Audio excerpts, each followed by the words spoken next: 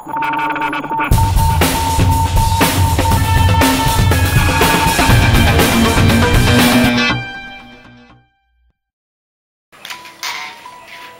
nga pala si Benjo Acolalo ng Cuatro Cantos. Isang mahinginom daw. 12 years old lang ako at simula nung mag-inom. 10 kami magkakapatid. Ang tatay ko, hindi rin nakatapos at ang nanay ko. Sila'y walang trabaho, pero ang tatay ko sumasideline sa pangingisda. Minsan lang siya magkapera.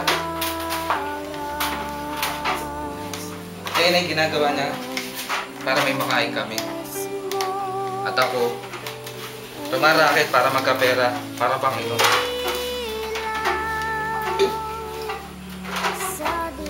Gusto ko talaga magtapos ng panggagamot. Nurse ba tawag dun? O doktor? Di ko alam. Pero yun talaga ang gusto kong gawin. Ayoko ng ganitong buhay at nakakasawa. Gusto ko na magbago. Sabi nga nila, pwede naman magbago.